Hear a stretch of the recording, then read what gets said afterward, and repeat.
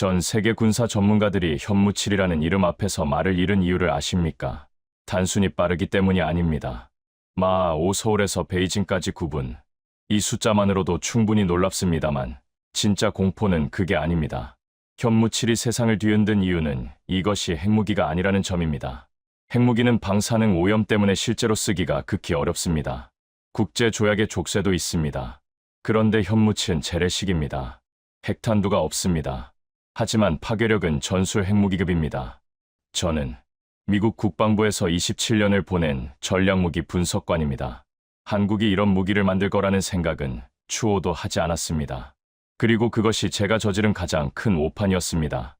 그 전에 잠깐 누르는데 1초도 걸리지 않는 좋아요와 구독 버튼을 눌러주시면 영상 제작에 아주 큰 힘이 됩니다. 그럼 오늘의 사연 시작합니다. 저는 버지니아주 알링턴에서 태어났습니다. 아버지는 공군 장교였고 어머니는 고등학교 수학교사였습니다. 어릴 때부터 숫자가 세상을 설명한다고 배웠습니다. 감정보다 데이터, 직관보다 분석. 그것이 제 삶의 방식이었습니다. 조지타운 대학에서 국제안보학을 전공했고 존스 홉킨스 대학원에서 전략무기 분석으로 박사학위를 받았습니다. 국방부에 들어간 것은 32살이었습니다. 그로부터 27년, 저는 이 분야에서 제가 볼 수 있는 것은 모두 봤다고 자부했습니다. 러시아가 킨자를 처음 공개했을 때 전 세계 언론이 충격에 빠진 날, 저는 이미 사흘 전에 그 데이터를 분석하고 있었습니다. 중국이 둥펑 17 극초음속 활강체 시험을 감행했을 때도 마찬가지였습니다. 저는 그 궤도 데이터를 역추적해 다음 시험 일정까지 예측했고 그 보고서는 국방부 장관 책상에 올라갔습니다.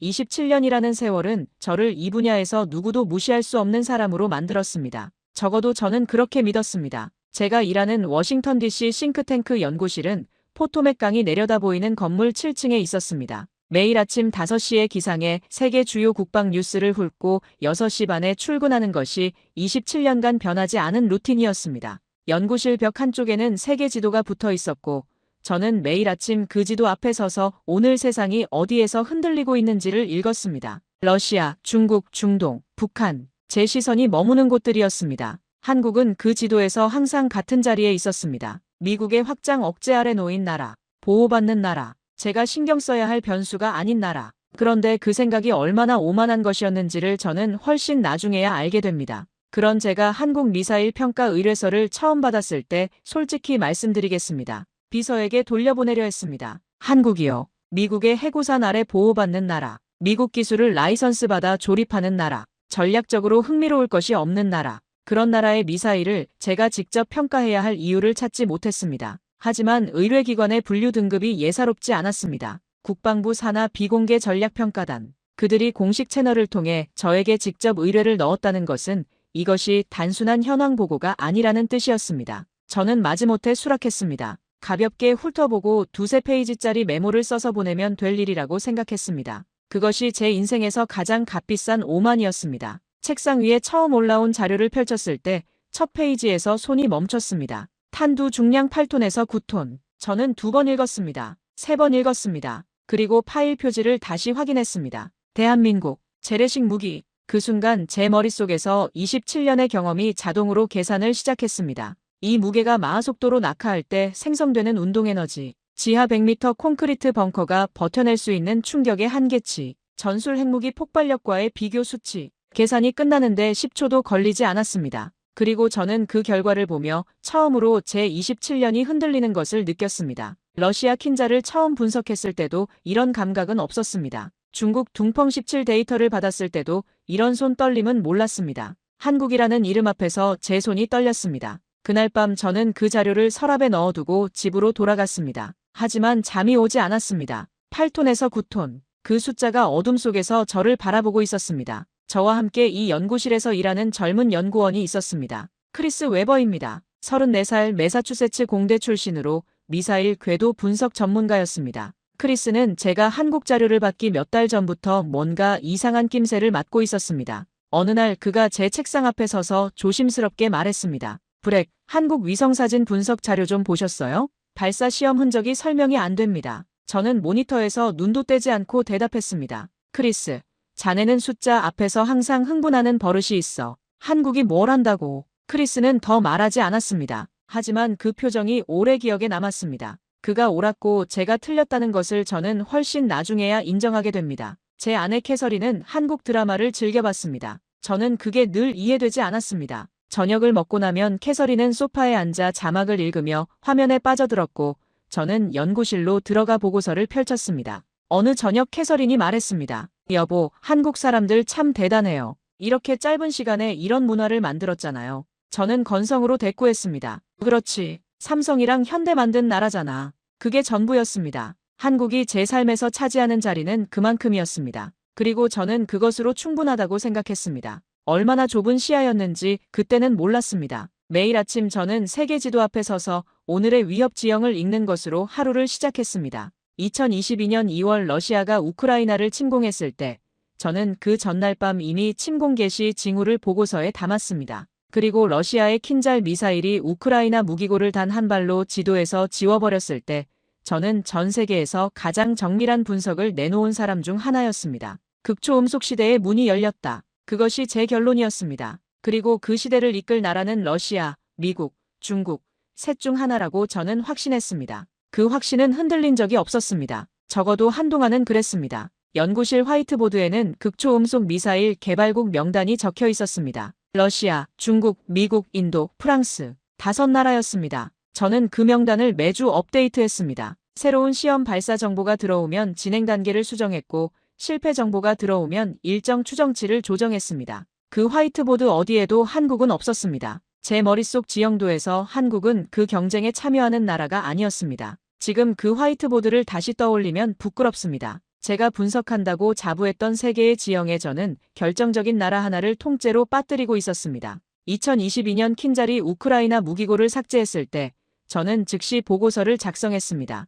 현대전의 패러다임이 바뀌었다. 이제 방어 시스템이 아무리 발달해도 극초음속 앞에서는 무력하다. 사드도 패트리어트도 마하 5 이상의 속도로 불규칙 기동하는 물체를 잡아낼 수 없다. 이것이 게임 체인저다. 보고서는 호평을 받았습니다. 국방부 장관실에 올라갔고 동맹국 방산 당국에도 회람됐습니다. 저는 그 보고서를 쓰면서 단 한 번도 한국을 떠올리지 않았습니다. 한국이 이 경쟁에 뛰어들 능력도 의지도 없다고 전제했기 때문입니다. 그 전제가 얼마나 오만한 것이었는지 저는 아직도 그 보고서를 다시 꺼내볼 때마다 낯이 뜨겁습니다. 싱크탱크 회의실에서 동료들과 나눈 대화 하나가 기억납니다. 2023년 봄이었습니다. 누군가 한국 방산 수출 실적 자료를 회의 테이블에 올려놓았습니다. 폴란드 계약, 노르웨이 협상, 중동 수출. 숫자가 꽤 컸습니다. 동료 하나가 말했습니다. 한국이 무기 장사는 잘하네. 저는 그 말에 고개를 끄덕였습니다. 장사는 잘하죠. 하지만 전략 무기는 다른 얘기입니다.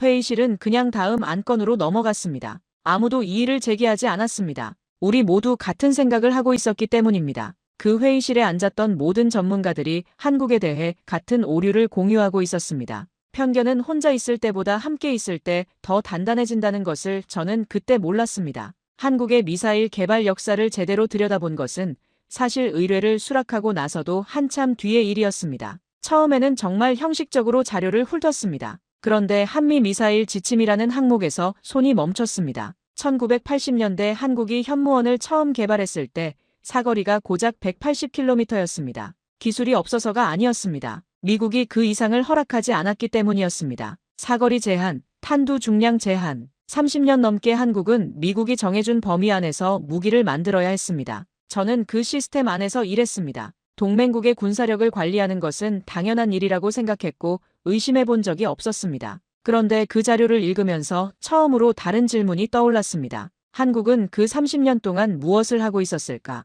허락받은 범위 안에서 기다리기만 했을까? 아니면 다른 무언가를 하고 있었을까? 그 질문이 저를 잠들지 못하게 만들기 시작한 것이 이 이야기의 진짜 시작이었습니다. 저는 그때까지 제가 분석가라고 생각했습니다. 하지만 사실 저는 제가 보고 싶은 것만 보는 사람이었습니다. 제 세계관의 틀 안에서 데이터를 해석하는 사람이었습니다. 그리고 그 틀 밖에 있는 것들은 처음부터 존재하지 않는 것으로 취급했습니다. 한국이 그 틀 밖에 있었습니다. 저는 한국을 분석한 것이 아니라 무시한 것이었습니다. 이것이 제가 고백해야 할 첫 번째 진실입니다. 의뢰를 수락하고 열흘이 지났을 무렵 크리스가 다시 제 책상 앞에 나타났습니다. 이번엔 표정이 달랐습니다. 그는 파일 하나를 조심스럽게 내려놓으며 말했습니다. 브렉, 이거 좀 보세요. 진짜로. 저는 모니터에서 눈을 떼고 파일을 펼쳤습니다. 위성사진이었습니다. 한국 서해안 인근 발사 시험장. 그런데 발사 궤적 데이터가 이상했습니다. 탄도 미사일의 전형적인 포물선이 아니었습니다.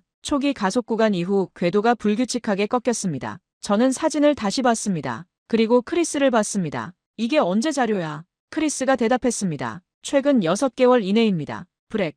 이건 활강체 기동입니다. 극초음속 활강체. 저는 잠시 침묵했습니다. 그리고 말했습니다. 더 가져와. 크리스의 눈빛이 달라졌습니다. 처음으로 제가 진지하게 듣는다는 것을 느낀 것 같았습니다. 그날부터 저는 한국 자료를 다시 처음부터 읽기 시작했습니다. 형식적인 검토가 아니라 진짜 분석으로 한미 미사일 지침 해제 타임라인을 추적했습니다. 2012년 사거리 연장, 2017년 탄두 중량 제한 해제, 그리고 2021년 5월 마지막 남은 사거리 제한까지 완전히 사라진 것. 그 타임라인을 따라가다가 저는 멈췄습니다. 2021년 봉인이 완전히 풀리자마자 한국 국방과학연구소가 내놓은 결과물들이 눈앞에 펼쳐졌습니다. 마치 그날만을 기다렸다는 듯이 쏟아져 나온 것들이었습니다. 현무2, 현무4, 현무5, 사거리, 탄두 중량, 정밀도. 숫자들이 저를 향해 달려왔습니다. 저는 그 숫자들 앞에서 처음으로 불편함을 느꼈습니다. 이게 2년 만에 나올 수 있는 결과물이 아니었습니다.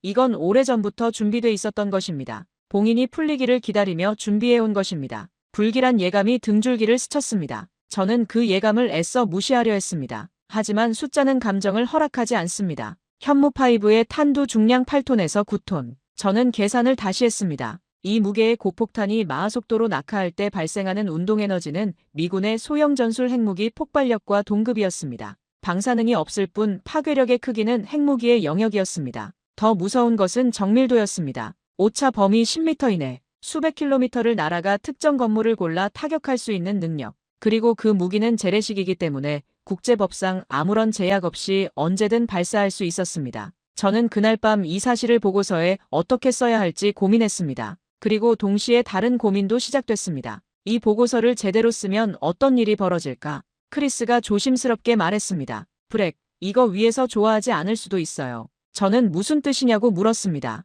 크리스가 말했습니다. 한국 무기가 미국 무기를 대체할 수 있다는 결론이 나오면 방산업계가 가만히 있겠어요. 저는 그 말을 흘려들었습니다. 그때는 그랬습니다. 저는 분석관이고 제 일은 진실을 보고하는 것이라고 생각했습니다. 그 진실이 누군가의 이해관계와 충돌해도 그것은 제 문제가 아니라고 생각했습니다. 얼마나 순진한 생각이었는지 저는 곧 알게 됩니다. 그 무렵 아내 캐서린이 저를 이상하게 봤습니다. 매일 저녁 연구실에서 늦게 나오는 저를 보며 무슨 일이냐고 물었습니다. 저는 한국 자료를 보고 있다고 대답했습니다. 캐서린이 눈을 크게 뜨며 말했습니다. 한국이요? 그러더니 빙그레 웃으며 덧붙였습니다. 드디어 제대로 보기 시작했네요. 저는 그 말의 무게를 그때는 몰랐습니다. 캐서린이 소파에서 한국 드라마를 보며 몇 년 동안 느낀 것들을 저는 이제 막 서류로 읽기 시작한 것이었습니다. 삶이 먼저 알고 분석이 나중에 따라오는 경우가 있습니다. 저와 캐서린이 그랬습니다. 2026년 1월의 어느 월요일 아침이었습니다.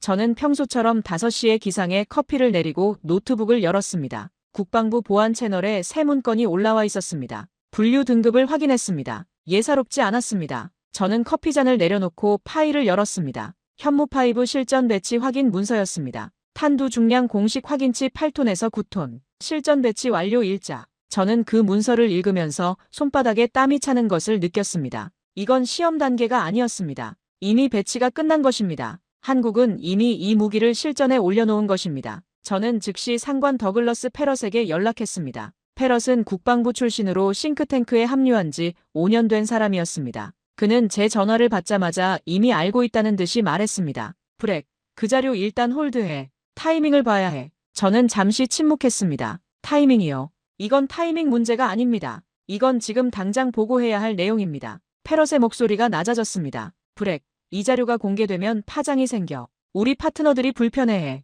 파트너들. 저는 그 단어가 무엇을 의미하는지 알았습니다. 방산 업체들이었습니다. 한국 무기가 미국 무기를 대체할 수 있다는 결론이 나오면 미국 방산 기업들의 수주에 영향을 미친다는 것. 저는 27년 경력에서 처음으로 상관에게 대들었습니다. 저는 방산 기업 홍보부가 아닙니다. 저는 분석관입니다. 그리고 지금 제가 분석한 결과는 이것입니다. 전화가 끊겼습니다. 그날 오후 크리스가 제 연구실로 들어왔습니다. 문을 닫으며 말했습니다. 브렉, 저도 같은 자료 봤어요. 그리고 저도 같은 생각입니다. 우리 이거 제대로 써야 해요. 저는 크리스를 바라봤습니다. 34살짜리 젊은 연구원이 제 눈을 똑바로 보고 있었습니다. 그 눈빛에 두려움이 없었습니다. 저보다 훨씬 젊은 사람이 저보다 훨씬 용감했습니다. 저는 고개를 끄덕였습니다. 그래, 제대로 쓰자. 그 결심이 이후 제 삶을 완전히 바꿔놓게 됩니다. 저는 그날 밤 서울행 비행기를 알아봤습니다. 직접 가야 했습니다. 문서만으로는 부족했습니다. 한국에 가서 직접 보고 듣고 확인해야 했습니다.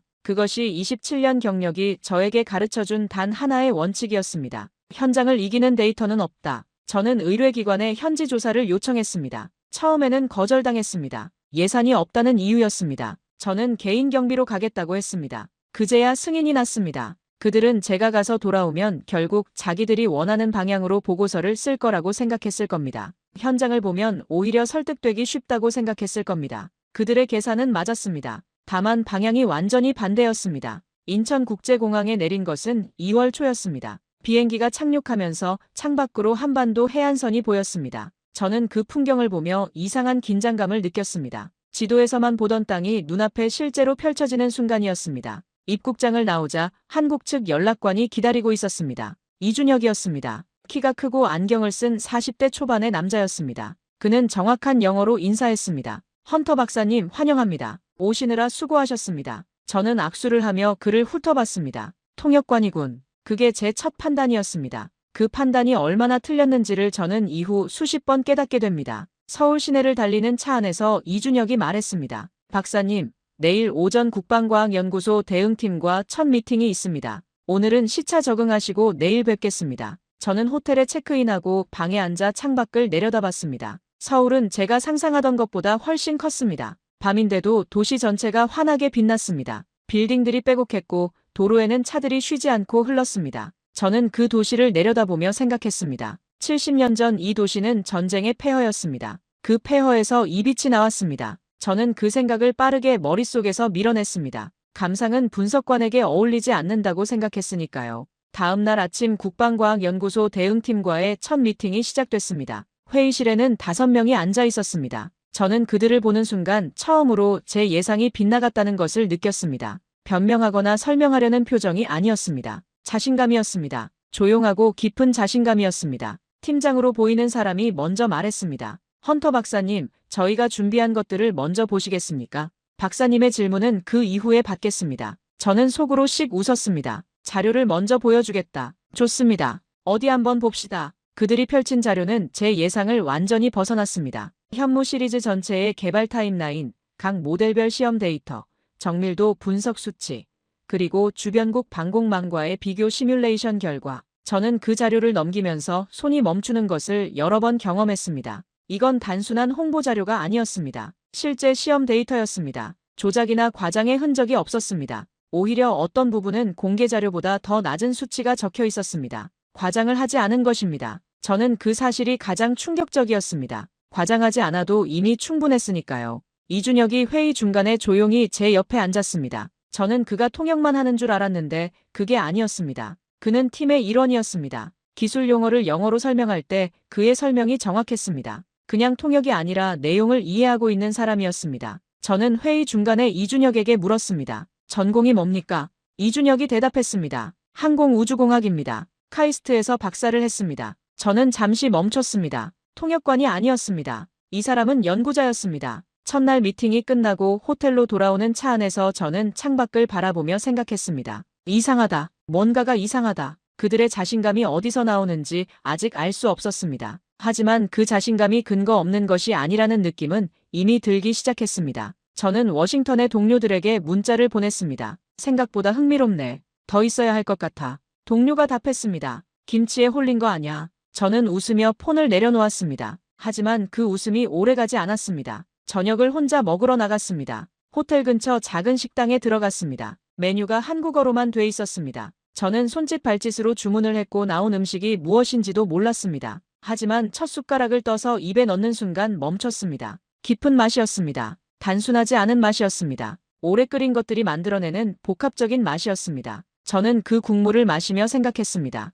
이 나라 음식도 간단하지 않구나. 음식 하나에서도 시간의 깊이가 느껴졌습니다. 그 생각이 내일 만날 자료들과 겹쳤습니다. 워싱턴에서 연락이 왔습니다. 더글러스 패럿이었습니다. 목소리가 전과 달리 딱딱했습니다. 브렉, 보고서 방향 얘기 좀 하자. 저는 호텔방에 앉아 전화를 들었습니다. 패럿이 말했습니다. 한국 기술의 한계와 과장 가능성을 중심으로 써줘. 그게 우리가 필요한 방향이야. 저는 천천히 말했습니다. 더글러스, 저는 본 것을 씁니다. 한계가 있으면 한계를 쓰고 실제하는 것이 있으면 실제하는 것을 씁니다. 패럿이 한숨을 쉬었습니다. 브렉, 현실적으로 생각해. 우리 파트너사들이 한국 기술이 미국과 동급이라는 보고서를 원하지 않아. 저는 그 말이 27년 경력을 통틀어 가장 역겨운 말이었다고 기억합니다. 저는 짧게 말했습니다. 저는 파트너사에 원하는 것을 쓰는 사람이 아닙니다. 그리고 전화를 끊었습니다. 다음 날 이준혁이 저를 데리고 간 곳은 서울 시내 작은 식당이었습니다. 저녁 식사 자리였습니다.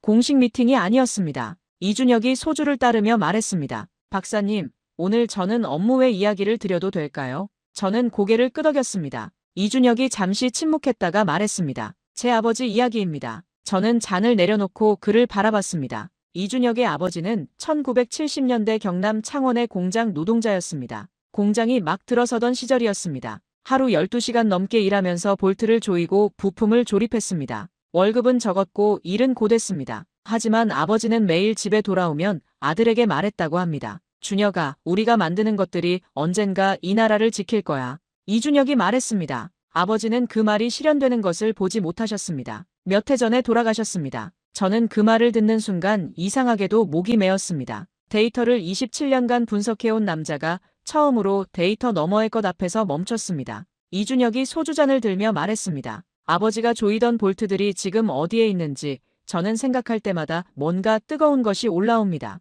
저는 잔을 들었습니다. 처음으로 소주를 마셨습니다. 독했습니다. 하지만 이상하게 따뜻했습니다. 우리는 한동안 말없이 앉아 있었습니다. 저는 그 침묵 속에서 처음으로 한국이라는 나라를 지도 위의 점이 아니라 시간과 사람으로 느꼈습니다. 다음 날 회의실에서 패럿의 지시가 어떤 의미인지를 다시 생각했습니다. 그는 저에게 이준혁 아버지의 볼트 하나가 만들어낸 것을 덮어쓰라고 한 것입니다. 30년의 기다림이 만들어낸 것을 과장이라고 쓰라고 한 것입니다. 저는 그것을 할 수 없었습니다. 분석관으로서가 아니라 인간으로서 할 수 없었습니다. 하지만 그 거절이 어떤 대가를 부를지 저는 아직 실감하지 못하고 있었습니다. 그 무렵 패럿의 전화가 다시 왔습니다. 이번엔 혼자가 아니었습니다. 전화기 너머로 또 다른 목소리가 들렸습니다. 낯선 목소리였습니다. 패럿이 말했습니다. 브렉, 윌리엄 드레이크야. 브렉, 안녕하세요. 드레이크가 말했습니다. 저는 그 이름을 알았습니다. 워싱턴에서 가장 영향력 있는 방산 로비스트 중 하나였습니다.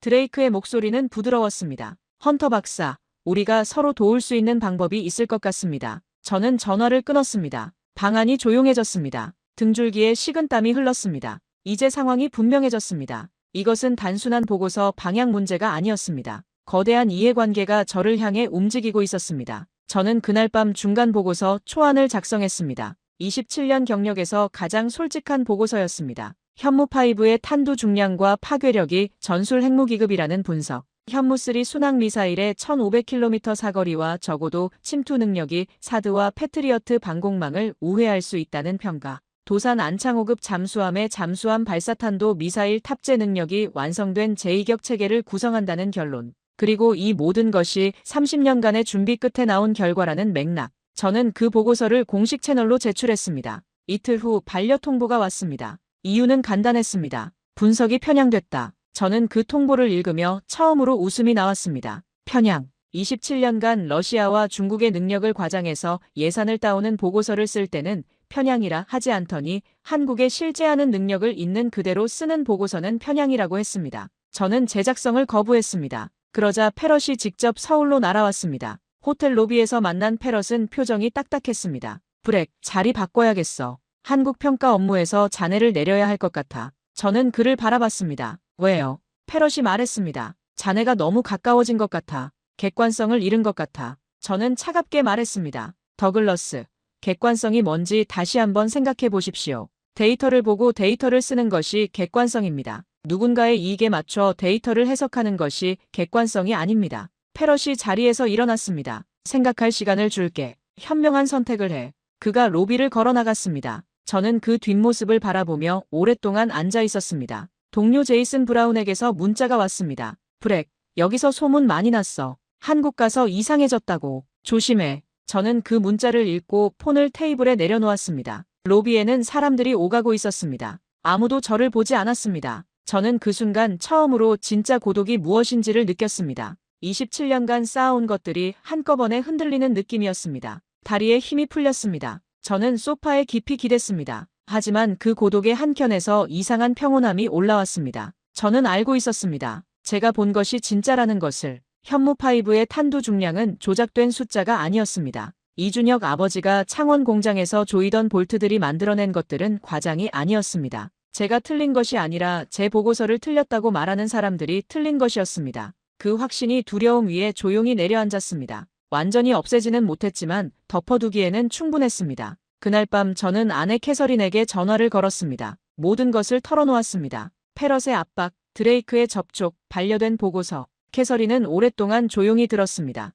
그리고 말했습니다. 여보, 당신이 두려워하는 건 진실이 아니라 진실을 말한 뒤에 오는 것이죠. 저는 그 말에 아무 대꾸도 못했습니다. 캐서린이 계속 말했습니다. 27년 동안 당신이 쌓아온 것의 가치는 당신이 옳은 말을 했을 때 지켜지는 거예요. 틀린 말을 하면서 지키는 건 가치가 아니에요. 저는 전화를 끊고 오랫동안 천장을 바라봤습니다. 그 말이 맞았습니다. 새벽 2시였습니다. 저는 노트북을 열고 한미 미사일 지침 해제 타임라인을 처음부터 다시 추적했습니다. 1979년 최초 협정, 1980년대 현무원 개발 당시 사거리 180km 제한. 그 시절 한국 국방과학연구소 연구원들이 무엇을 느꼈을지 생각했습니다. 기술은 있는데 허락이 없는 상황. 설계는 할 수 있는데 실현은 할 수 없는 상황. 그 30년이 어떤 시간이었을지 저는 그날 밤 처음으로 제대로 상상했습니다. 2012년 사거리가 800km로 늘어났습니다. 조금 더 열렸습니다. 하지만 탄두 중량은 여전히 500kg으로 묶여 있었습니다.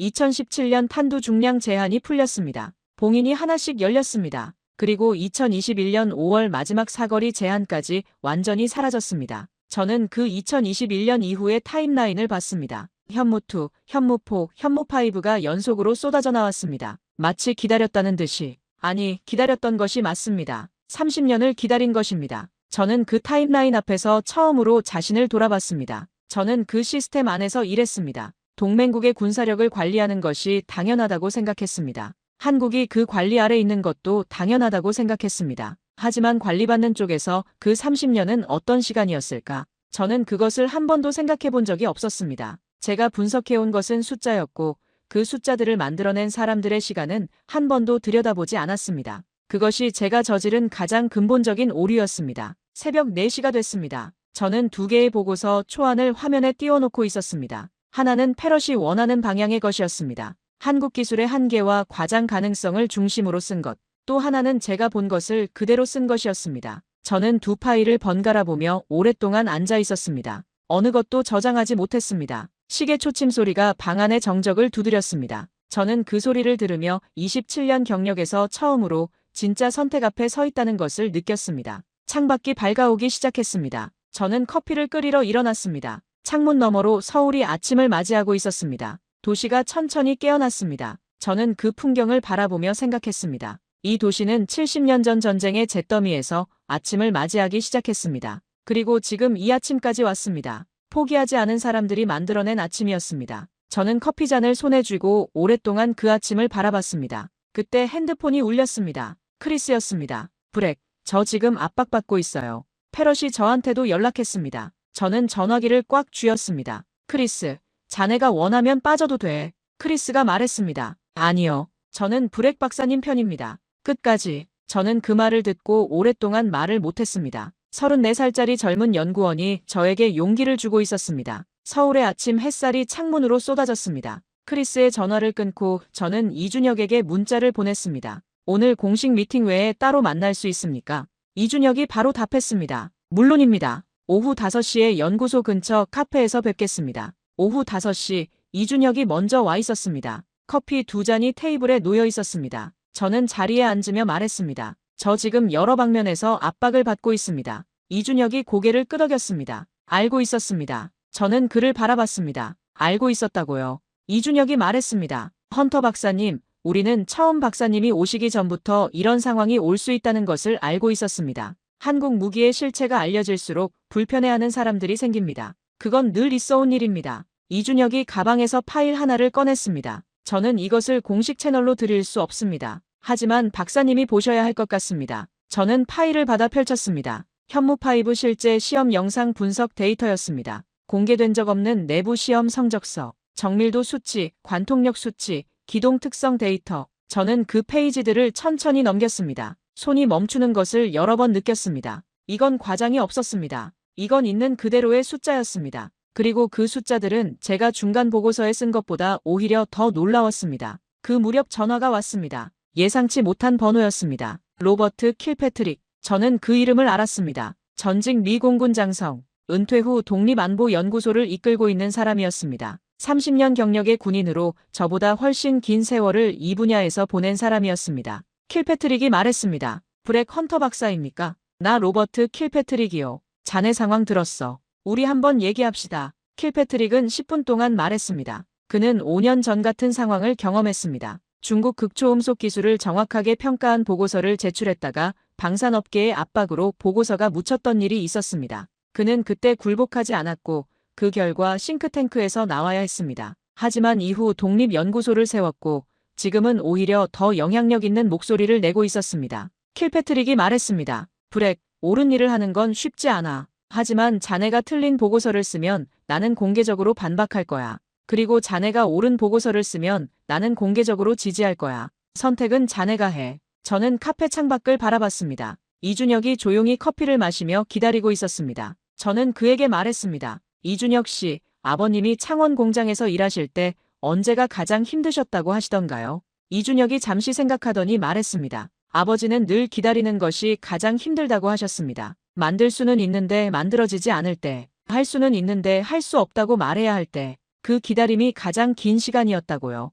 저는 그 말을 듣고 오랫동안 침묵했습니다. 저는 결심했습니다. 이준혁에게 말했습니다. 현무7 개발 현황 자료도 있습니까? 이준혁이 처음으로 환하게 웃었습니다. 준비돼 있습니다. 저는 그 웃음을 보며 생각했습니다. 이 사람은 처음부터 알고 있었습니다. 제가 결국 여기까지 올 것이라는 것을. 그날 밤 호텔로 돌아온 저는 책상 위에 이준혁이 건넨 자료들을 모두 펼쳐놓았습니다. 현무 시리즈 전체 개발 계보, 현무원부터 시작된 30년의 여정이 한눈에 보였습니다. 저는 그 계보를 따라가며 처음부터 다시 읽기 시작했습니다. 형식적인 검토가 아니라 진짜 분석으로, 분석관 브렉 헌터가 아니라 진실을 알고 싶은 한 인간으로, 현무2부터 시작했습니다. 사거리 800km. 저는 지도를 펼치고 서울의 컴퍼스를 놓았습니다. 800km의 원을 그렸습니다. 그 원 안에 들어오는 것들이 보였습니다. 북한 전역은 기본이었습니다. 그 너머 중국의 다롄, 선양, 동북부 핵심 군사산업 요충지들, 러시아 연해주, 일본 혼슈 북부. 저는 컴퍼스를 잠시 내려놓았습니다. 이 원의 의미가 무엇인지 충분히 이해했습니다. 한국은 더 이상 한반도 내부만을 관리하는 나라가 아니었습니다. 주변 강대국들의 심장부를 사정권 안에 넣은 나라였습니다. 현무포로 넘어갔습니다. 탄두 중량 2톤, 벙커버스터, 마하속도로 낙하하는 2톤의 쇳덩어리가 지하 100m 콘크리트 벙커를 관통하는 계산을 저는 3번 반복했습니다. 3번 모두 같은 결론이 나왔습니다. 현존하는 어떤 지하시설도 이 무기 앞에서 안전하지 않습니다. 메시지는 명확했습니다. 아무리 깊은 곳에 숨어도 찾아간다. 지구상에 숨을 곳이 없다. 현무5였습니다. 탄두 중량 8톤에서 9톤. 저는 계산기를 들었습니다. 이 무게가 마하속도로 낙하할 때 생성되는 운동에너지를 계산했습니다. TNT 환산치로 환산했습니다. 그리고 미군 소형 전술 핵무기의 폭발 당량과 비교했습니다. 수치가 같은 범위 안에 있었습니다. 핵탄두가 없습니다. 방사능이 없습니다.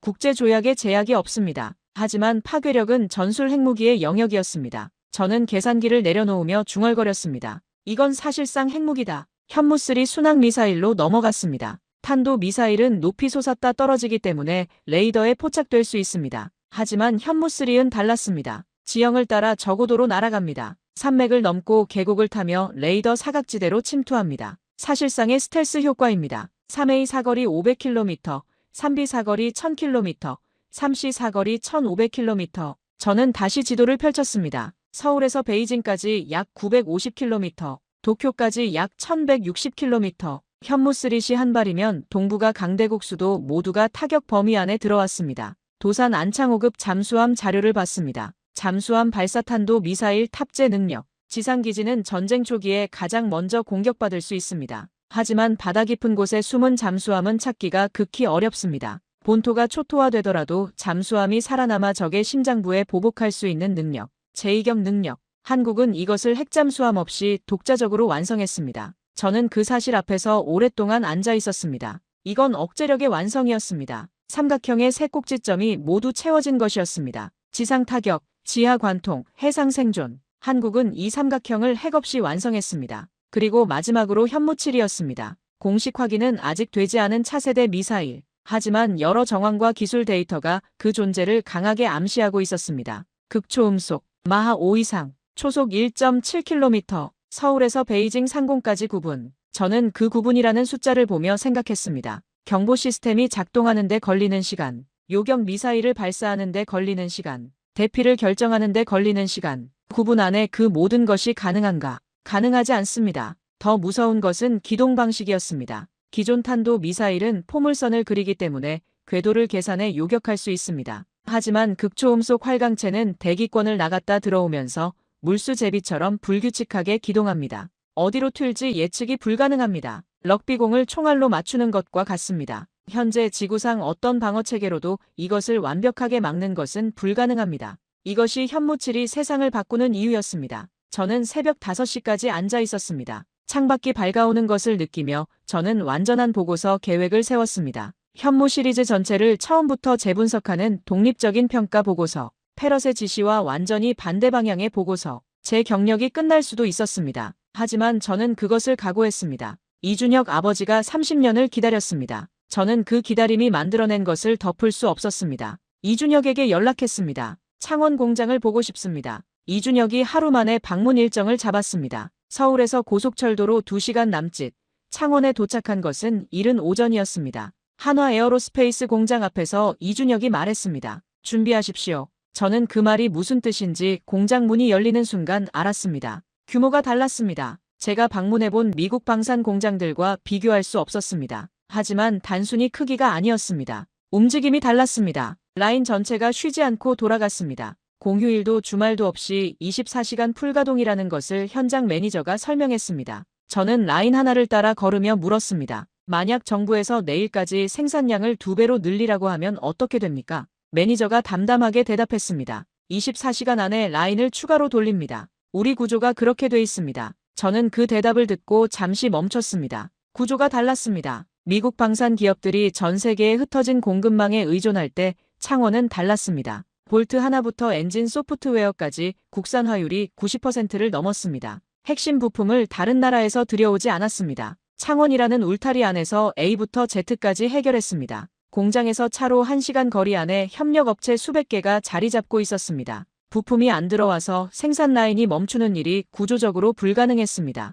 저는 미국 상황을 떠올렸습니다. 노르웨이가 하이마스를 주문했을 때 미국이 2029년 납기를 제시한 이유, 우크라이나 전쟁 이후 유럽 전체가 무기를 달라고 아우성치는데 공급망이 전 세계에 흩어져 있어서 생산 속도를 올릴 수가 없었습니다. 센서는 독일, 반도체는 대만, 특수 합금은 일본. 어느 한 곳이 멈추면 미국 라인 전체가 멈추는 구조였습니다. 한국은 달랐습니다. 모든 것이 한 울타리 안에 있었습니다. 이준혁이 공장 한켠에서 멈춰 섰습니다. 저는 그를 따라 시선을 돌렸습니다. 고령의 노동자 한 분이 정밀 부품 위에 몸을 굽히고 작업하고 있었습니다. 흰 머리카락이 헬멧 밖으로 비어져 나왔습니다. 손이 흔들리지 않았습니다. 수십 년의 손길이 느껴졌습니다. 이준혁이 조용히 말했습니다. 저분 같은 분들이 계셨기에 지금이 있습니다. 저는 그 말에 아무 대꾸도 하지 못했습니다. 이준혁의 눈가가 잠시 흔들렸습니다. 아버지를 생각하고 있다는 것을 저는 알았습니다. 창원에서 서울로 돌아오는 고속철도 안에서 저는 노트북을 열었습니다. 그리고 보고서의 첫 문장을 드디어 적었습니다. 한국은 세계에서 가장 실전적이고 자립적인 방위산업 생태계를 보유하고 있으며 이는 단순한 제조 능력을 넘어 국가 시스템의 차원에서 이해되어야 한다. 저는 그 문장을 쓰고 잠시 화면을 바라봤습니다. 27년 경력에서 가장 정확한 문장이었습니다. 킬패트릭에게서 연락이 왔습니다. 브렉, 나 워싱턴에서 움직이기 시작했어. 자네 보고서 방향을 지지하는 입장을 공개적으로 낼 준비하고 있어. 준비되면 알려줘. 저는 감사하다고 답했습니다. 킬패트릭의 공개 지지는 큰 방패가 될 것이었습니다. 하지만 동시에 그것이 압박 세력의 반격을 불러올 것이라는 것도 알았습니다. 실제로 킬패트릭의 발언이 나오자마자 워싱턴이 들썩였습니다. 저는 울리는 전화를 받지 않기로 했습니다. 보고서를 먼저 완성해야 했습니다. 노르웨이 계약 소식이 뉴스로 들려왔습니다. 2조 8천억 원 규모. 노르웨이가 미국 하이마스를 포기하고 한국 천무를 선택한 것이었습니다. 이유는 간단했습니다. 납기였습니다. 미국은 2029년, 한국은 1년 안에.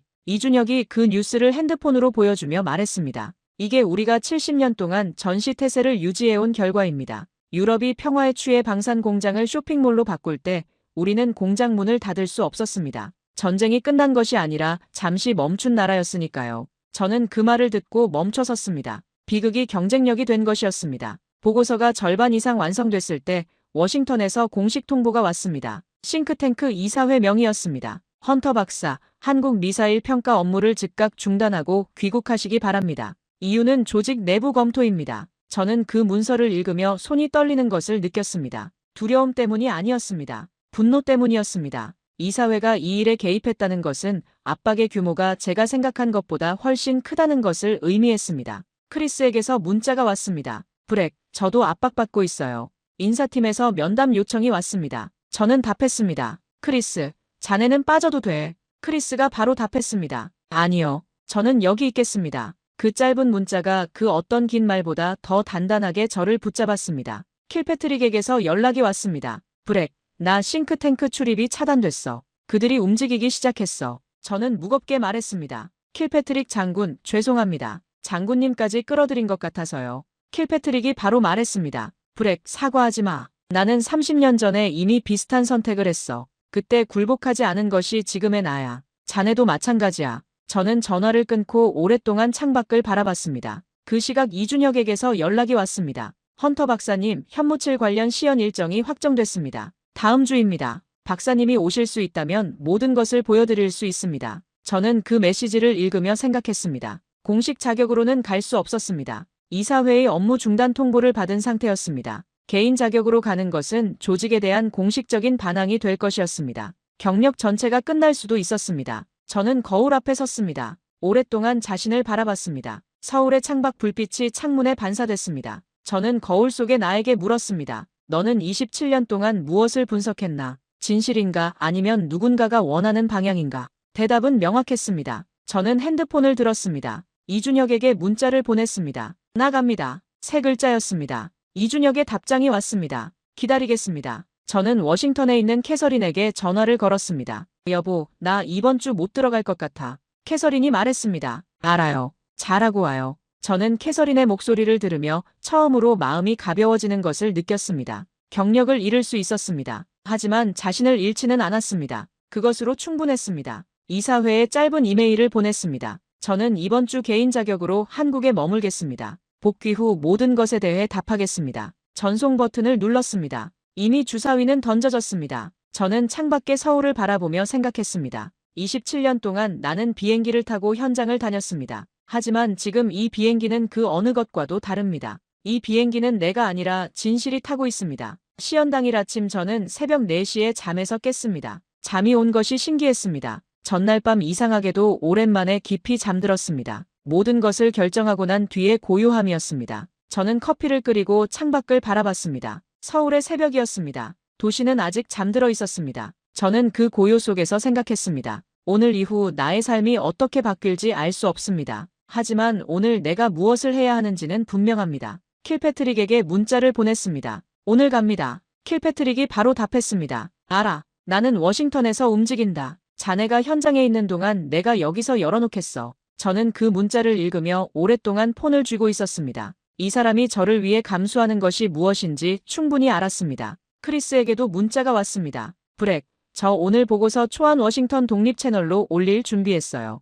박사님이 현장 가시는 동안 제가 여기서 합니다. 저는 그 문자를 읽고 눈을 감았습니다. 34살짜리 젊은 연구원이 자신의 경력을 걸고 저를 돕고 있었습니다. 저는 짧게 답했습니다. 고맙다, 크리스. 이준혁이 차로 데리러 왔습니다. 차 안에서 우리는 말없이 달렸습니다. 서울을 벗어나 외곽도로로 들어섰습니다. 이준혁이 말했습니다. 헌터 박사님, 오늘 보시는 것들은 절대 잊지 못하실 겁니다. 저는 조용히 고개를 끄덕였습니다. 그 말이 허풍처럼 들리지 않았습니다. 시연장에 도착했습니다. 넓은 시설이었습니다. 이미 한국 측 관계자들이 자리를 잡고 있었습니다. 저는 그들 사이에서 유일한 외국인이었습니다. 이준혁이 저를 전방 관측 위치로 안내했습니다. 그리고 말했습니다. 조금만 기다려 주십시오. 저는 그 자리에 서서 기다렸습니다. 바람이 불었습니다. 차가운 바람이었습니다. 저는 코트깃을 세웠습니다. 심장이 빠르게 뛰었습니다. 27년 경력에서 수없이 많은 발사 시험 보고서를 읽었습니다. 하지만 현장에서 직접 보는 것은 처음이었습니다. 그것도 한국의 것을. 카운트다운이 시작됐습니다. 한국어로 진행됐습니다. 저는 숫자를 알아들었습니다. 3, 2, 1. 그리고 발사. 굉음이었습니다. 단순한 소리가 아니었습니다. 발바닥을 통해 땅의 진동이 올라왔습니다. 가슴이 울렸습니다. 귀가 멍했습니다. 저는 눈을 크게 뜨고 하늘을 향해 달려나가는 것을 바라봤습니다. 마하의 속도로 하늘을 찢는 것이 보였습니다. 그리고 모니터에 실시간 데이터가 쏟아졌습니다. 속도, 고도, 궤도, 목표물까지의 거리. 저는 그 숫자들을 읽으면서 어금니를 깨물었습니다. 오차 범위가 나왔습니다. 10m 이내. 그리고 탄두의 관통 깊이 데이터. 저는 그 숫자를 보는 순간 모든 것이 한꺼번에 정리됐습니다. 이준혁이 제 옆에 서 있었습니다. 그는 아무 말도 하지 않았습니다. 그냥 옆에 서서 같은 화면을 바라보고 있었습니다. 저는 그를 돌아봤습니다. 이준혁의 눈가가 젖어 있었습니다. 저는 그것을 보는 순간 제 눈도 뜨거워졌습니다. 27년간 데이터만 봐온 남자가 처음으로 데이터가 만들어진 이유를 눈앞에서 봤습니다. 저는 그 자리에서 무릎이 꺾이는 느낌을 받았습니다. 실제로 무너진 것이 아니었습니다. 하지만 27년간 제 안에 쌓여있던 오만이 그 순간 무너지는 소리를 들었습니다. 그 소리는 방금 들은 발사음보다 더 크게 들렸습니다. 킬패트릭에게서 문자가 왔습니다. 브렉, 워싱턴에서 보고서 공식 채널에 올라갔어. 크리스가 해냈어. 저는 그 문자를 읽으며 눈을 감았습니다. 이준혁이 조용히 말했습니다. 헌터 박사님 수고하셨습니다. 저는 고개를 들어 하늘을 바라봤습니다. 서울의 하늘이 넓었습니다. 시연장에서 돌아오는 차 안에서 저는 오랫동안 말이 없었습니다. 이준혁도 말하지 않았습니다. 우리는 그 침묵이 편안했습니다. 말이 필요 없는 순간이 있습니다. 오늘이 그런 날이었습니다. 저는 호텔에 돌아와 노트북을 열었습니다. 보고서 마지막 부분을 완성해야 했습니다. 손이 떨리지 않았습니다. 이상하게도 지금까지의 어느 때보다 손이 안정적이었습니다. 저는 빠르게 타이핑했습니다. 현무5의 탄두 중량과 파괴력은 전술 핵무기급에 해당하며 이는 재래식 무기라는 점에서 국제조약의 제약 없이 언제든 운용 가능한 전략 억제 자산으로 기능한다. 현무7로 대표되는 극초음속 개발 프로그램은 요격 불가능성과 타격 정밀도를 동시에 갖춘 차세대 억제 체계로 완성될 경우 동북아 안보 지형을 근본적으로 재편하는 게임 체인저가 될 것이다. 한국은 핵을 보유하지 않았다. 하지만 한국은 핵이 만드는 공포를 핵 없이 만들어내는 방법을 30년의 기다림 끝에 완성했다. 저는 그 문단을 쓰고 잠시 멈췄습니다. 그리고 마지막 문장을 추가했습니다. 이것은 단순한 무기 개발의 성공이 아니다. 이것은 허락받은 범위 안에서 도면을 그리며 30년을 기다려온 사람들의 승리다. 저장 버튼을 눌렀습니다. 보고서가 완성됐습니다. 킬패트릭에게 전화를 걸었습니다. 장군님, 보고서 완성했습니다. 킬패트릭이 말했습니다. 잘 됐어. 나는 이미 언론 3곳에 연락해뒀어. 자네 보고서가 나오면 즉시 확산될 거야. 저는 감사하다고 했습니다. 킬패트릭이 말했습니다. 브렉, 고맙다는 말은 내가 해야 해. 자네가 옳은 일을 하는 걸 보니 30년 전에 내가 생각나. 저는 그 말을 듣고 전화기를 꽉 쥐었습니다. 크리스에게서 연락이 왔습니다. 브렉, 보고서 반응이 나오기 시작하고 있어요. 방산 전문가 커뮤니티에서 공유되고 있어요. 유럽 쪽에서 먼저 반응이 왔어요. 저는 그 말을 듣고 천천히 숨을 내쉬었습니다. 시작됐습니다. 이준혁에게 문자를 보냈습니다. 보고서 완성됐습니다. 이준혁이 답했습니다. 감사합니다. 헌터 박사님. 그리고 잠시 후 두 번째 문자가 왔습니다. 내일 저녁 식사 함께 하시겠습니까? 제가 좋아하는 식당이 있습니다. 저는 웃으며 답했습니다. 물론입니다. 다음 날 저녁 이준혁이 데려간 곳은 서울 외곽의 작은 한식당이었습니다. 관광객이 오지 않는 곳이었습니다. 이준혁이 소주를 따르며 말했습니다. 오늘은 진짜로 건배합시다. 저는 잔을 들었습니다. 소주가 처음 마셨을 때처럼 독하지 않았습니다. 혀에 익숙해진 것인지 마음이 열린 것인지 알 수 없었습니다. 이준혁이 말했습니다. 헌터 박사님이 오시기 전에 우리는 늘 이런 생각을 했습니다. 우리가 만든 것의 진짜 가치를 외부에서 인정받는 날이 올까? 저는 말했습니다. 그날이 왔습니다. 이준혁이 고개를 끄덕였습니다. 그리고 잠시 후 말했습니다. 아버지께 말씀드리고 싶습니다.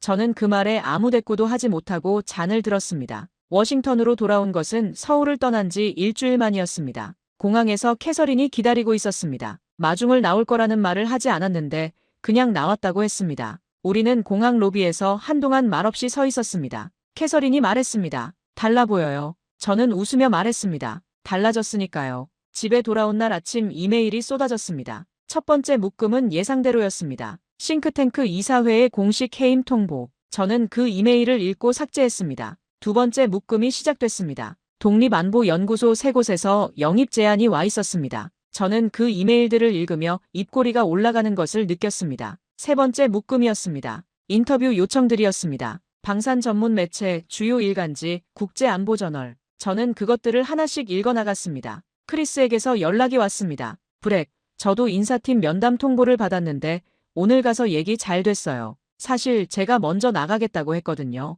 내일부터 킬패트릭 장군 연구소에서 일할 것 같아요. 저는 그 문자를 읽으며 소리내어 웃었습니다. 캐서린이 무슨 일이냐고 물었습니다. 저는 말했습니다. 좋은 사람들이 좋은 자리로 갔어요. 인터뷰 요청들 중 하나를 먼저 수락했습니다. 방산 전문 매체였습니다. 기자가 물었습니다. 박사님, 한국을 왜 그동안 과소평가했다고 생각하십니까? 저는 천천히 대답했습니다. 저는 데이터를 봤다고 생각했지만 사실은 프레임을 먼저 만들어 놓고 그 프레임에 맞는 데이터만 봤습니다. 한국이라는 나라를 미국 확장 억제의 수혜국으로 분류하는 순간 그 너머를 볼 수 없게 됩니다. 그 분류 자체가 오류였습니다. 기자가 물었습니다. 현무칠에 대해서는 어떻게 평가하십니까? 저는 말했습니다. 핵 없이 핵의 공포를 만들어낸 무기입니다. 그리고 그것은 30년간의 기다림이 만들어낸 것입니다. 에스토니아 국방부가 미국과 맺은 하이마스 계약을 전격 취소했다는 뉴스가 나온 것은 그 무렵이었습니다. 에스토니아 국방 장관이 말했습니다. 우리는 2024년에 받기로 했다. 지금은 2026년이다. 미국은 내년에도 줄까 말까다. 우리 국경 앞엔 러시아 탱크가 있다. 우리는 기다릴 수 없다. 저는 그 발언을 읽으며 생각했습니다. 노르웨이의 선택이 시작이었습니다. 이제 도미노가 시작된 것입니다. 폴란드 국방부가 성명을 발표했습니다. 한국은 이제 우리의 가장 중요한 파트너다. 미국 로키드 마틴이 독점하던 유럽 방산 시장에 한국의 깃발이 꽂히기 시작했습니다. 킬패트릭이 연락을 해왔습니다. 브렉, 내 연구소에서 함께 일하지 않겠어. 나는 자네 보고서가 나온 이후 후속 연구를 하고 싶은데 자네 없이는 어렵겠어. 저는 잠시 생각했습니다. 그리고 말했습니다. 언제부터 시작하면 됩니까? 킬패트릭이 웃으며 말했습니다. 빠를수록 좋아. 이준혁에게서 문자가 왔습니다. 헌터 박사님, 보고서가 유럽 각국 국방부에 회람되고 있다는 소식 들었습니다. 감사합니다. 저는 답했습니다. 감사해야 할 사람은 저입니다. 그리고 이준혁 시아버님께도. 킬패트릭 연구소에서 일을 시작한 지 2달이 지났습니다. 저는 이전과는 전혀 다른 방식으로 일하고 있었습니다. 분석의 방향이 달라졌습니다. 숫자 너머의 것들을 함께 보는 법을 배우고 있었습니다. 크리스도 합류했습니다. 연구소가 활기찼습니다. 브뤼셀의 나토 본부에서 연락이 왔습니다. 저의 보고서를 동맹국 방산전략회의 참고 자료로 채택하겠다는 내용이었습니다. 저는 그 이메일을 읽고 한동안 멍하게 앉아 있었습니다. 싱크탱크에서 쫓겨난 보고서가 나토의 공식 자료가 됐습니다. 킬패트릭이 말했습니다. 브렉, 이게 진실의 힘이야. 폴란드 국방부가 한국을 가장 중요한 파트너로 선언한 공식 문서에 제 보고서가 각주로 달려 있었습니다. 저는 그 페이지를 인쇄해서 책상 위에 올려놓았습니다. 이준혁에게 사진을 찍어 보냈습니다. 이준혁이 답했습니다. 박사님 덕분입니다. 저는 답했습니다. 아닙니다. 이준혁 시아버님 덕분입니다. 한국 방산 수출이 세계 9위로 공식 집계된 날 이준혁에게서 짧은 문자가 왔습니다. 아버지 산소에 다녀왔습니다. 말씀드렸습니다. 저는 그 문자를 읽고 오랫동안 창밖을 바라봤습니다. 창원 공장에서 볼트를 조이던 아버지. 그 볼트가 지금 유럽 하늘을 지키고 있습니다. 그 연결고리가 눈에 보였습니다. 데이터에는 없는 연결고리였습니다. 하지만 세상에서 가장 중요한 연결고리였습니다. 국제안보학술저널에서 강연 요청이 왔습니다. 제목은 제가 정했습니다. 한국의 비대칭 억제 전략과 현무 시리즈가 바꾼 동북아 안보 지형. 강연장에는 유럽, 중동, 동남아시아 각국의 방산 관계자들이 앉아 있었습니다. 저는 강연을 시작하면서 이준혁 아버지 이야기를 먼저 꺼냈습니다. 1970년대 창원 공장에서 볼트 하나를 조이던 노동자. 그의 아들이 카이스트에서 항공우주공학 박사를 받았습니다. 그리고 그들이 함께 만들어낸 것이 지금 세계를 바꾸고 있습니다. 강연장에 있던 몇몇 사람들이 고개를 숙였습니다. 강연이 끝나고 킬패트릭이 악수를 하며 말했습니다. 브렉, 오늘 자네가 한 일이 뭔지 알아?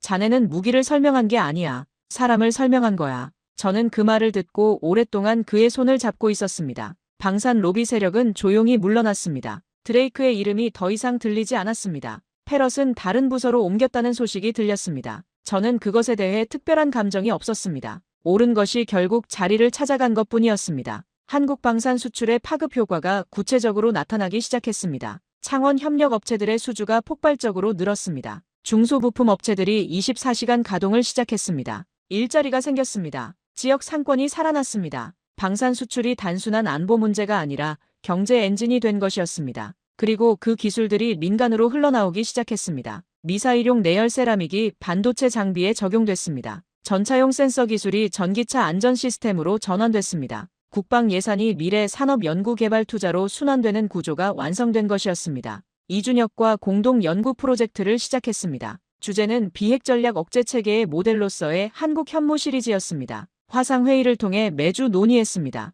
이준혁의 기술적 깊이와 저의 전략적 분석이 결합됐습니다. 두 사람 모두 혼자서는 쓸 수 없는 논문이 만들어지고 있었습니다. 어느 저녁 캐서린이 소파에서 한국 드라마를 보고 있었습니다. 저는 연구실에서 나와 그 옆에 앉았습니다. 캐서린이 놀란 눈으로 저를 봤습니다. 여보, 오늘 무슨 일이에요? 저는 말했습니다. 같이 보자. 캐서린이 잠시 눈을 동그랗게 뜨더니 리모컨으로 처음 장면으로 돌렸습니다. 우리는 나란히 앉아 한국 드라마를 봤습니다. 저는 자막을 읽으며 화면을 바라봤습니다. 캐서린이 속삭였습니다. 드디어. 저는 웃으며 말했습니다. 늦어서 미안해. 한국어 수업을 시작했습니다. 동네 한국어 교습소에 등록했습니다. 첫날 선생님이 물었습니다. 왜 한국어를 배우려고 하세요? 저는 말했습니다. 제가 오랫동안 이해하지 못했던 나라가 있습니다. 그 나라의 말을 배우고 싶습니다. 선생님이 웃으며 첫 단어를 알려줬습니다. 정. 한국어로 정이라고 합니다. 선생님이 설명했습니다. 정은 사람과 사람 사이에 쌓이는 감정입니다. 영어로는 번역이 완전히 안 됩니다. 저는 그 단어를 수첩에 적으면서 이준혁이 떠올랐습니다. 우리 사이에 쌓인 것이 정이었구나. 그리고 이준혁과 그의 아버지 사이에도, 아버지와 창원 공장 사이에도 정이라는 단어가 제가 한국에서 경험한 모든 것을 설명하는 것 같았습니다. 현무칠 관련 후속 자료가 이준혁을 통해 전달됐습니다. 스크램제트 엔진 연소 시험 성공 데이터, 탄소 세라믹 복합재 열차폐 시스템 개발 현황. 저는 그 자료를 받아드는 순간 27년 전에 제가 아니라는 것을 느꼈습니다. 예전에 저라면 이 자료를 받고 즉각 회의론을 검색했을 것입니다. 기술적 한계를 먼저 찾았을 것입니다. 하지만 지금의 저는 달랐습니다. 경외감이 먼저였습니다. 이것을 만들어낸 사람들이 누구인지를 먼저 생각했습니다. 스크램제트 엔진은 태풍 속에서 촛불을 켜놓는 것과 같은 기술이라는 설명을 어디선가 읽은 적이 있었습니다. 마하 5 이상의 속도에서 연료에 불을 붙이고 그 불을 꺼지지 않게 유지하는 것. 공기의 저항이 엄청난 속도에서 산소를 공급해 연소를 지속시키는 것. 표면 온도가 2000도에서 3000도까지 올라가는 환경에서 미사일이 녹지 않게 하는 것. 이 모든 것이 동시에 가능해야 극초음속 미사일이 완성됩니다. 한국이 그 연소 시험에 성공했습니다. 저는 그 데이터를 보며 생각했습니다. 이제 현무칠은 더 이상 가능성의 영역에 있지 않습니다. 킬패트릭 연구소에서 내부 세미나가 있었습니다. 저는 현무칠 개발 현황을 주제로 발표했습니다. 청중은 모두 이 분야의 전문가들이었습니다. 저는 데이터를 제시했습니다. 그리고 마지막에 이준혁 아버지 이야기를 덧붙였습니다. 세미나가 끝나고 한 참석자가 다가와 말했습니다. 박사님, 그 아버지 이야기가 제일 인상 깊었습니다. 저는 고개를 끄덕였습니다. 그렇습니다. 데이터는 그 이야기를 이해하기 위한 도구일 뿐입니다. 이준혁에게서 문자가 왔습니다. 박사님, 공동 논문 1차 초안 검토해 보셨습니까? 저는 답했습니다. 읽었습니다. 이준혁 씨가 쓴 부분이 훨씬 좋습니다. 이준혁이 답했습니다. 아닙니다. 박사님이 쓰신 서두가 없었다면 제 부분도 의미가 없었습니다. 저는 그 문자를 읽으며 웃었습니다. 두 사람이 각자의 반쪽을 가지고 있었습니다. 합쳐야 완성이 됐습니다. 한국과 저의 관계가 그런 것이었는지도 모릅니다. 캐서린이 어느 날 저에게 말했습니다. 여보, 당신 요즘 많이 달라졌어요. 저는 물었습니다. 어떻게요?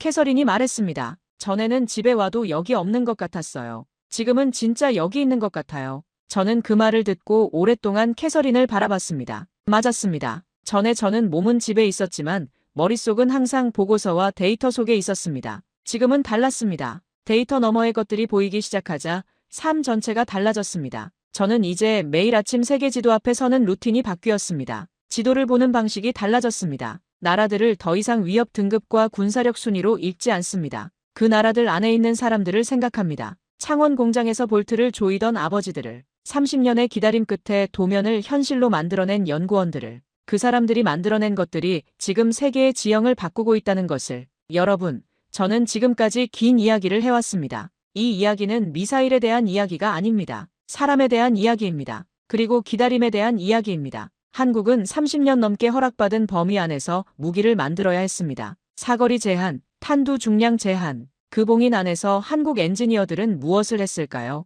포기했을까요? 아닙니다. 그들은 도면을 그렸습니다. 봉인이 풀리는 날을 위해 준비했습니다. 창원 공장 노동자들은 볼트를 조이며 언젠가 우리 힘으로 이 나라를 지키는 날이 올 거라고 믿었습니다. 그 믿음이 세대를 거쳐 이어졌습니다. 그리고 봉인이 풀리던 2021년, 한국은 마치 기다렸다는 듯이 쏟아냈습니다. 현무5의 탄두 중량 8톤에서 9톤. 이것은 숫자가 아닙니다. 30년의 기다림이 응축된 무게입니다. 현무7의 마하 5 이상 9분. 이것은 속도가 아닙니다. 30년을 기다린 사람들이 달려온 시간입니다. 핵무기가 없어도 핵무기의 공포를 만들어낸 나라. 지구상에서 이것을 해낸 나라는 한국뿐입니다. 그리고 그것을 가능하게 한 것은 최첨단 기술만이 아니었습니다. 포기하지 않은 사람들의 의지였습니다. 저는 27년 동안 세계의 무기를 분석했습니다. 러시아의 킨잘, 중국의 둥펑, 미국의 토마호크. 그 모든 것을 봤습니다. 하지만 제가 가장 오래 틀린 것은 한국이었습니다. 가장 가까이 있었던 것을 가장 오래 보지 못했습니다.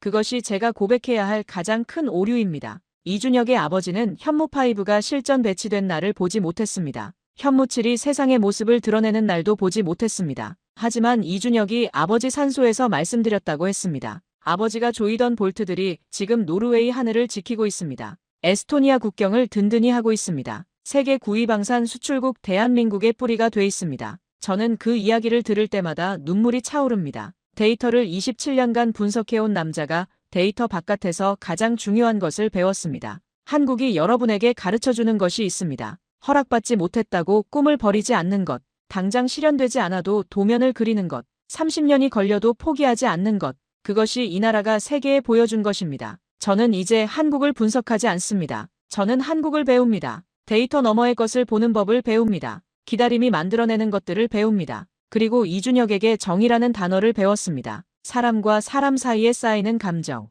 영어로 완전히 번역되지 않는 단어. 그 단어가 설명하는 것들이 지금 이 세계를 지키고 있습니다. 오늘 이 이야기가 여러분의 마음에 남기를 바랍니다. 여러분의 아버지, 어머니, 그 세대가 조이던 볼트 하나하나가 지금의 대한민국을 만들었습니다. 그것을 잊지 마십시오. 그 기억이 앞으로 나아갈 힘이 됩니다. 이 영상이 마음에 드셨다면 좋아요와 구독 부탁드립니다. 이 이야기를 더 많은 분들이 보실 수 있도록 공유도 부탁드립니다. 여러분의 댓글이 저에게 큰 힘이 됩니다. 이 이야기를 끝까지 들어주셔서 진심으로 감사드립니다.